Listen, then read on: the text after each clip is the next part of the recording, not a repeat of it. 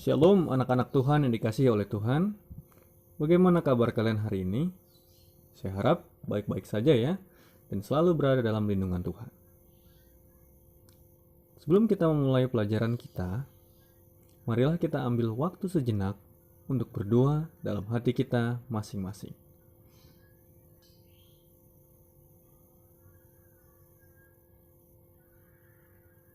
Amin. Baik, pelajaran agama untuk bab yang pertama berjudul Demokrasi dan Hak Asasi Manusia. Dan ayat inti yang akan kita pelajari yaitu Mazmur 133 dan 1 Raja-Raja 21 ayat 1 sampai 16. Pembahasan mengenai demokrasi dan hak asasi manusia adalah topik yang sangat penting karena HAM adalah hak yang paling mendasar yang diberikan Tuhan bagi manusia. Misalnya, hak untuk hidup dan dihargai sebagai makhluk mulia ciptaan Tuhan. Sayangnya, dalam kenyataan ini terjadi banyak pelanggaran terhadap hak asasi manusia. Sedangkan demokrasi adalah model pemerintahan yang menempatkan rakyat sebagai unsur terpenting. Karena suara rakyat didengarkan dan dijadikan acuan dalam mengambil keputusan.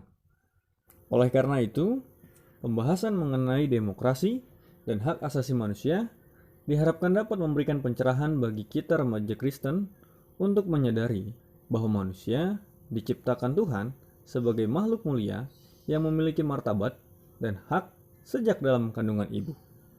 Pada sisi lain, pembahasan ini sekaligus memotivasi kamu untuk mampu membela asasi manusia, diri sendiri, maupun hak orang lain, serta bertindak proaktif.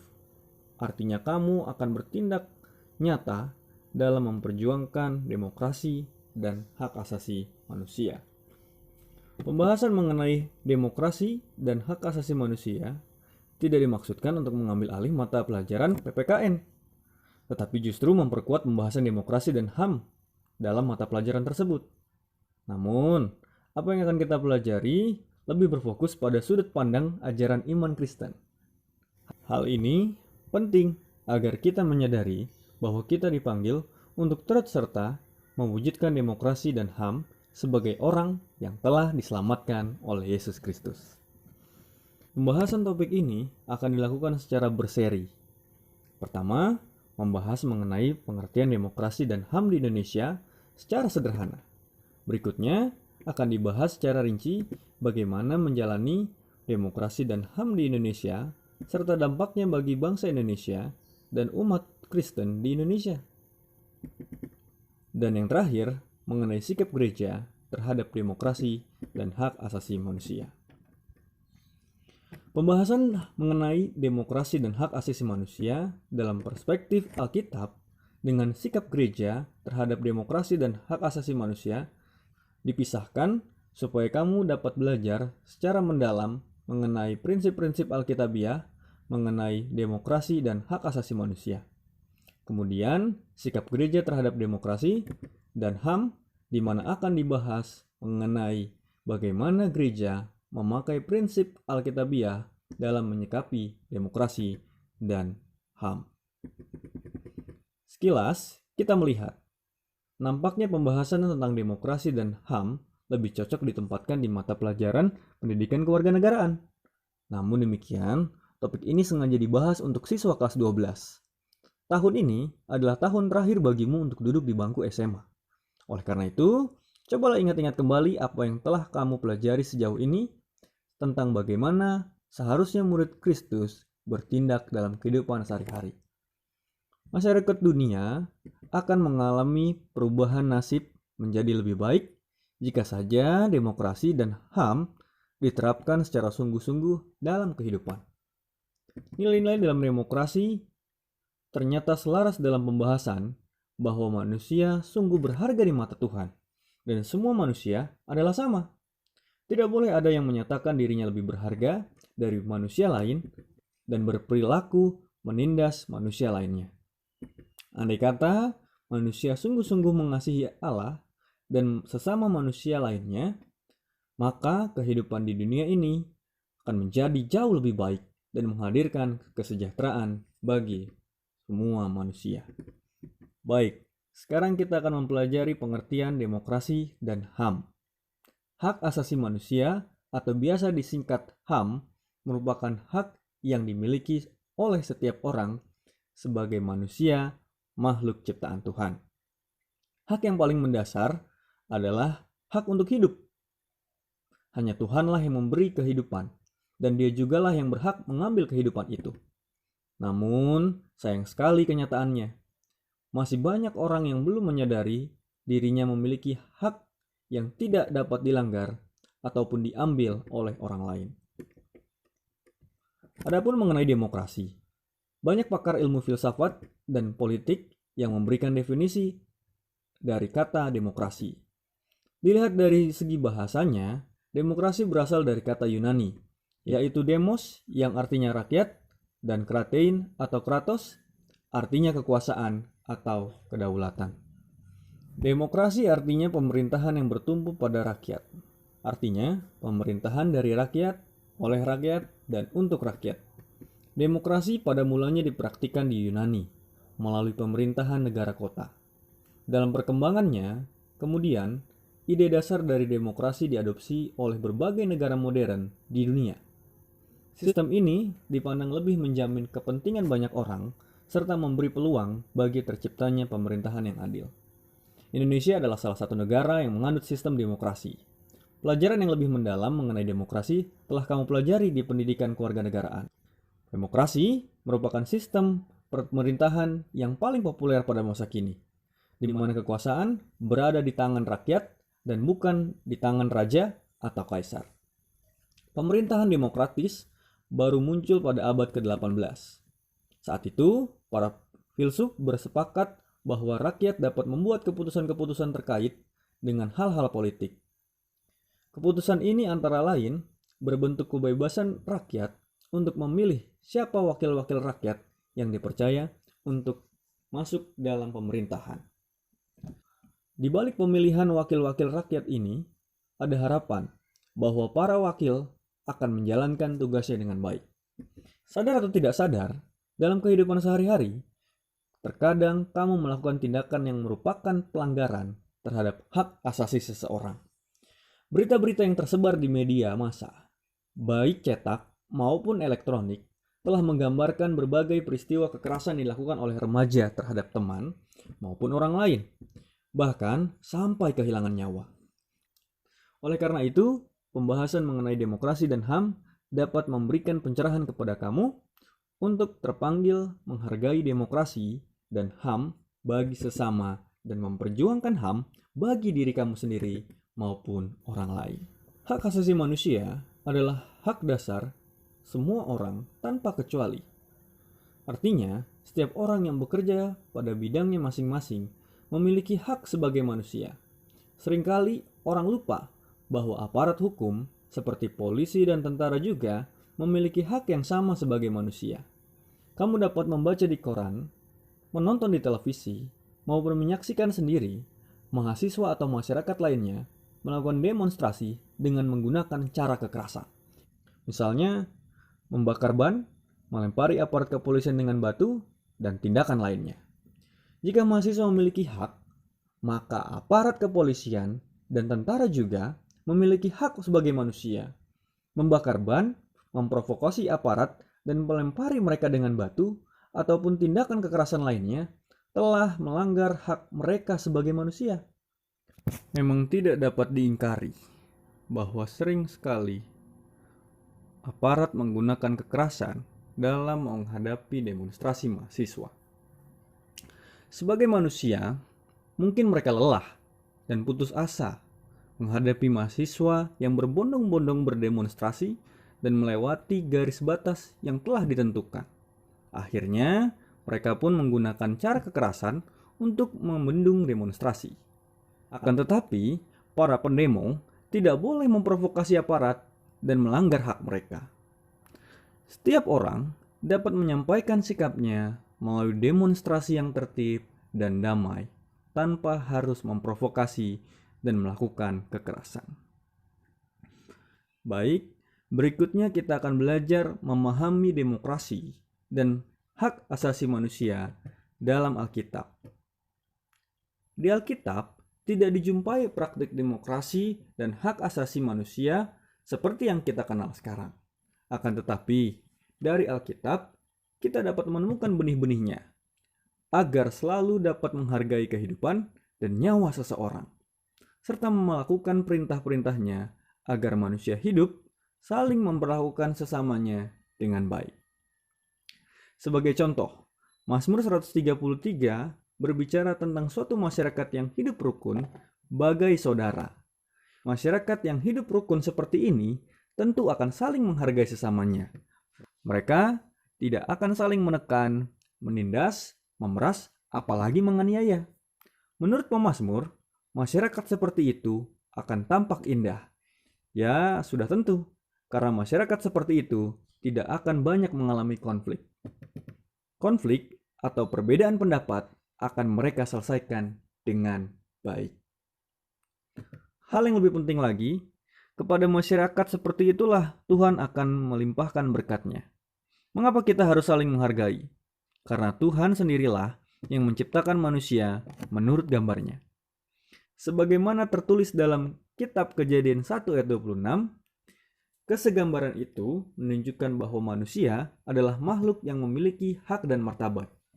Hal itu tidak dapat dirampas oleh siapapun, atas alasan apapun. Semua manusia sama di mata Tuhan. Manusia tidak hanya diciptakan sebagai makhluk individu, melainkan juga sebagai makhluk sosial. Oleh karena itu, HAM dapat diwujudkan melalui hidup rukun sebagai sesama manusia sebagaimana tertulis dalam Mazmur 133. Nah, jika Mazmur 133 berbicara tentang masyarakat yang hidup rukun, maka kitab 1 Raja-Raja pasal 21 bicara tentang bagaimana raja dan istrinya menggunakan kekuasaan untuk menindas dan merampas hak warga negaranya. Itulah kisah dari Raja Ahab dan juga istrinya Batsyeba. Alkitab menyatakan bahwa manusia berasal dari Adam dan Hawa yang diciptakan oleh Tuhan. Itu terdapat dalam Kejadian 1 ayat 26 sampai 30 dan memiliki gambar dan rupa Tuhan. Namun, Alkitab juga menegaskan bahwa karena dosa yang dilakukan oleh manusia pertama, Adam dan Hawa, maka seluruh keturunannya, yaitu seluruh umat manusia, dimanapun mereka berada, pada zaman kapanpun mereka hidup, juga berdosa. Berbeda dengan apa yang diyakini agama-agama lain, kita selaku pengikut Kristus mengakui bahwa semua manusia lahir dalam keadaan berdosa. Roma 3 ayat 23 sampai 24 menyatakan bahwa karena semua orang telah berbuat dosa dan telah kehilangan kemuliaan Allah, dan oleh kasih karunia telah dibenarkan dengan cuma-cuma karena penebusan dalam Kristus Yesus. Di hadapan Tuhan, semua manusia adalah sama, yaitu sama-sama berdosa. Oleh karena itu, keselamatan diberikan melalui Tuhan Yesus berlaku bagi semua orang. Tidak ada seorang manusia pun yang lebih sedikit dosanya, sehingga dia tidak perlu mendapatkan keselamatan dari Tuhan Yesus. Hal sebaliknya, tidak ada manusia yang begitu besar dosanya, sehingga Tuhan Yesus tidak sanggup menyelamatkannya. Dengan usahanya sendiri, manusia tetap tidak akan mendapatkannya. Tuhan melakukan pembenaran melalui kematian Tuhan Yesus di salib. Manusia yang tadinya patut dihukum mati, kini dibenarkan melalui iman percayanya kepada Yesus Kristus, Sang Juru Selamat. Ini adalah sesuatu hal yang luar biasa. Ungkapan-ungkapan yang dipakai Rasul Paulus untuk menyatakan betapa Tuhan sangat mengasihi manusia berdosa ini, misalnya dapat ditemukan dalam Roma 1 ayat 17 atau Roma 3 ayat 21 sampai 22 dan 1 Korintus 15 ayat 57. Dalam kitab Injil Yohanes 3 ayat 16, ayat yang begitu terkenal tertulis, "Karena begitu besar kasih Allah akan dunia ini, sehingga ia telah mengaruniakan anaknya yang tunggal, supaya setiap orang yang percaya kepadanya tidak binasa, melainkan beroleh hidup yang kekal." Tuhan membenarkan manusia yang awalnya berdosa, karena Tuhan sungguh mengasihi manusia. Dapatkah kita membayangkan betapa hebatnya pembenaran dari Tuhan ini? Hal ini dilakukan secara cuma-cuma. Artinya, memang kita tidak harus membayar. Gratis. Karena kita memperoleh keselamatan itu berdasarkan kasih karunia Tuhan. Cuma satu hal yang harus kita lakukan, yaitu kita percaya kepada Yesus Kristus.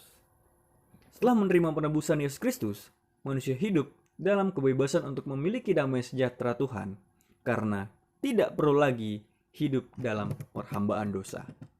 Kini, setelah dibenarkan oleh Tuhan dan mengalami damai sejahteranya, apa yang harus kita lakukan? Tuhan membenarkan kita karena kasih-Nya kepada kita.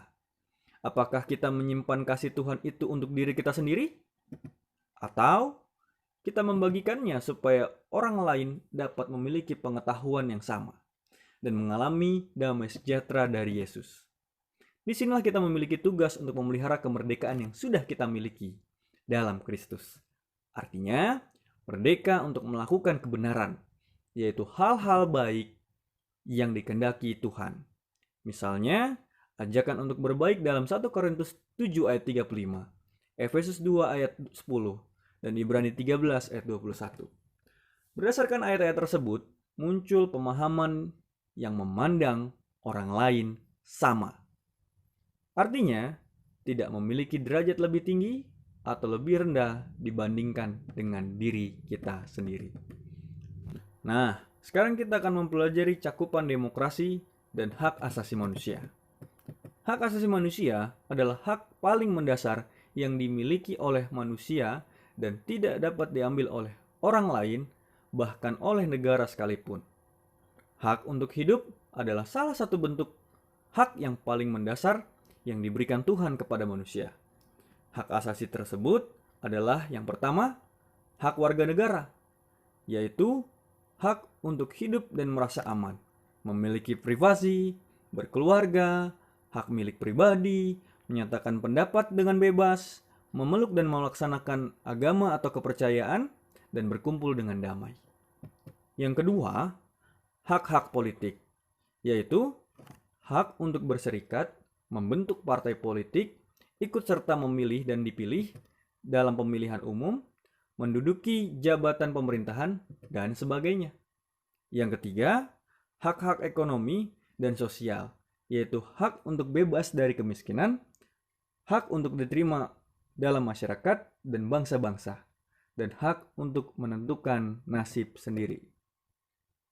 Selanjutnya, kita akan membahas secara mendalam mengenai demokrasi dan HAM yang telah kamu pelajari dalam pelajaran pendidikan kewarganegaraan. Sejarah singkat demokrasi dan hak asasi manusia.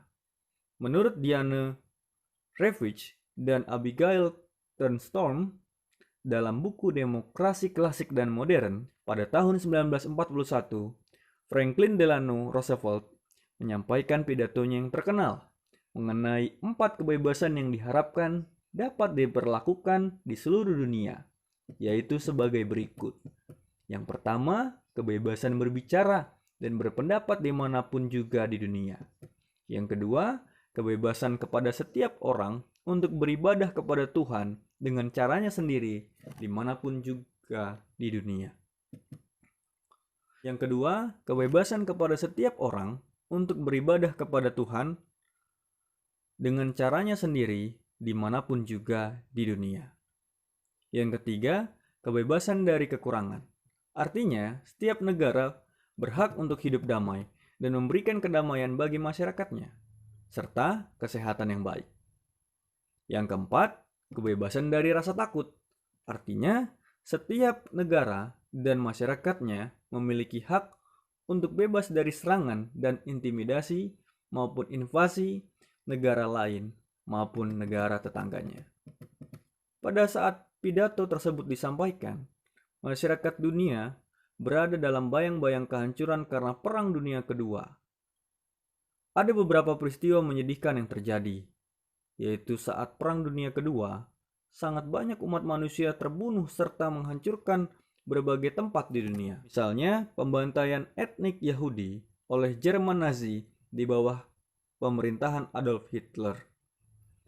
Perang Dunia Kedua telah meninggalkan bekas yang pahit bagi sejarah umat manusia, yaitu penghancuran terhadap tatanan masyarakat dan pelanggaran besar-besaran terhadap hak asasi manusia. Belajar dari kepahitan itu, pada tahun 1948, bangsa-bangsa di dunia sepakat untuk melakukan Deklarasi Universal Hak Asasi Manusia, yang dalam bahasa Inggris Universal Declaration of Human Rights. Kesepakatan itu ditandatangani oleh semua negara anggota PBB di New York pada tahun 1948.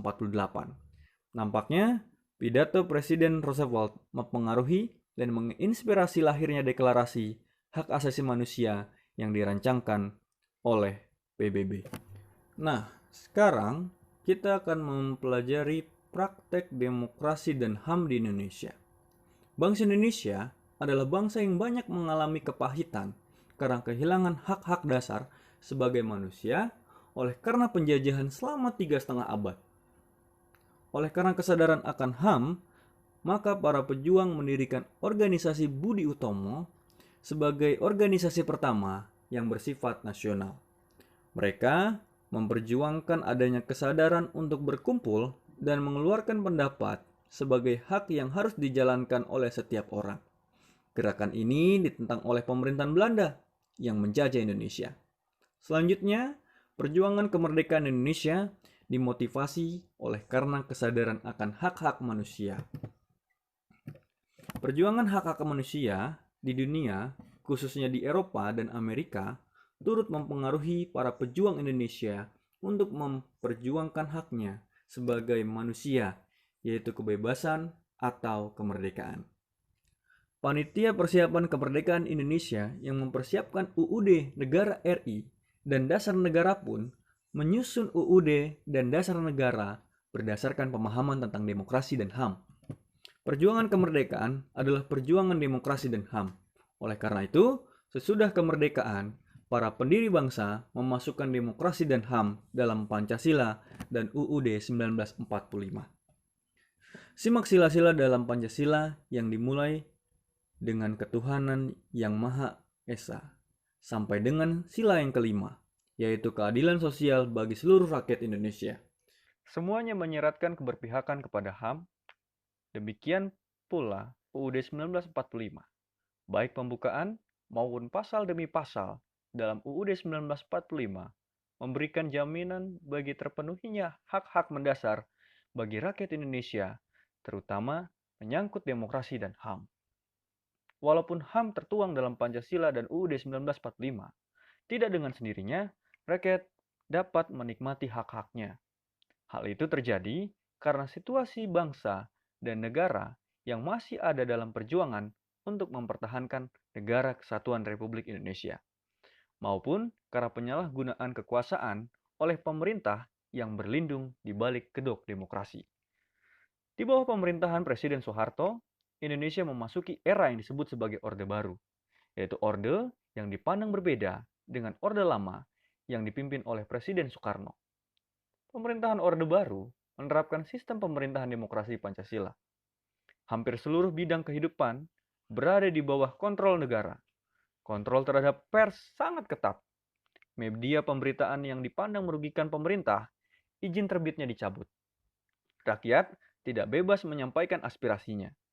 Berbagai penderitaan yang dialami oleh berbagai komponen rakyat selama 30 tahun akhirnya melahirkan suatu gerakan untuk menghancurkan rezim Orde Baru.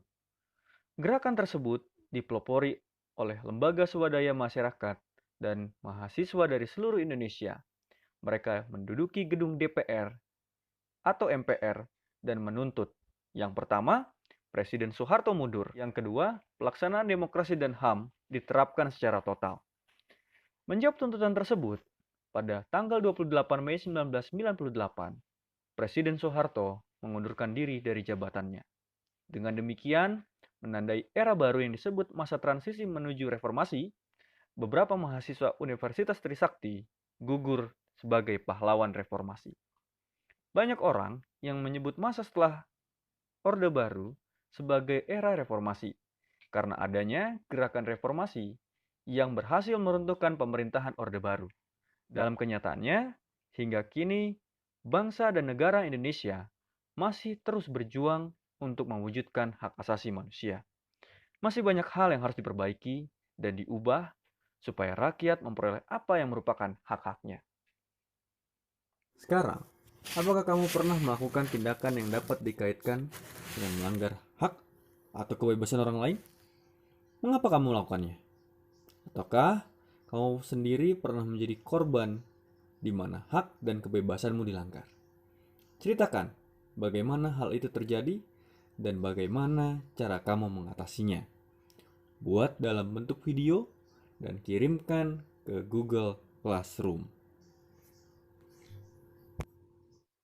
Kesimpulan yang bisa kita ambil dari pelajaran kita adalah hak asasi manusia adalah hak yang harus dipenuhi oleh setiap orang sebagai makhluk ciptaan Tuhan. Sebagai remaja Kristen, kamu terpanggil untuk memiliki kesadaran demokrasi dan HAM serta mewujudkannya dalam kehidupan. Perwujudan demokrasi dan HAM bukan hanya sekedar memenuhi tuntutan negara, masyarakat maupun ajaran iman, namun menjadi bagian dari sikap hidup kamu. Mari kita tutup pelajaran ini dengan berdoa. Bapa kami di surga, terima kasih untuk pelajaran yang begitu berharga. Mengarahkan kami, mengajarkan kami untuk menjadi anak-anak Tuhan yang menghidupkan kehidupan, membela hak asasi manusia, dan mempraktekkan demokrasi dalam kehidupan kami sehari-hari. Sehingga apabila ini kami terapkan, maka akan terjadi perdamaian di dunia ini. Bantu kami Tuhan untuk mewujudkannya. Kami berdoa di dalam nama Kristus Yesus, Tuhan dan Juru Selamat kami. Amin.